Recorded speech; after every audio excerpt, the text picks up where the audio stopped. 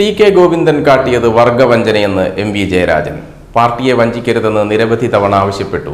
TK. Govindan മത്സരിക്കണമെന്നത് മാത്രമാണ് പ്രശ്നമെന്നും MV. Jayarajan പറഞ്ഞു.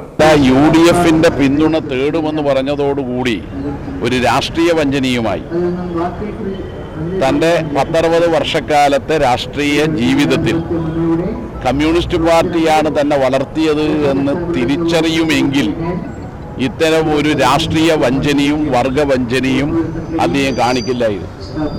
അതുകൊണ്ട് ഇത്തരം ആളുകളെ ജനങ്ങൾ തിരിച്ചറിയും. വർഗവഞ്ചകർക്കെതിരെ ജനങ്ങൾ അണിനിരക്കും. അദ്ദേഹം പറഞ്ഞൊരു കാര്യം, പി.കെ. ശ്യാമളയെ സ്ഥാനാർത്ഥിയാക്കാൻ വേണ്ടി എം.വി. ഗോവിന്ദന്റെ നേതൃത്വത്തിൽ ഒരു ആസൂത്രിതമായ നീക്കം നടന്നു എന്നുള്ളതാണ് അദ്ദേഹത്തിന്റെ ആരോപണം. പാർട്ടിയുടെ സംസ്ഥാന സെക്രട്ടറിക്ക് ശ്യാമള ടീച്ചറെ സ്ഥാനാർത്ഥിയാക്കുന്നതിൽ ഒരു പങ്കുമില്ല. പാർട്ടി പൊതുവിൽ തീരുമാനിച്ചതാണ്. പി.കെ. ശ്യാമള ടീച്ചർ കഴിഞ്ഞ 10-40 വർഷക്കാലമായി വിദ്യാർത്ഥി സംഘടനാ പ്രവർത്തനം മുതൽ നമ്മുടെ നാട്ടിൽ ജനങ്ങൾക്കെല്ലാം അറിയത്തക്ക നിലയിലുള്ള പൊതുപ്രവർത്തനം ആരംഭിച്ചതാണ്.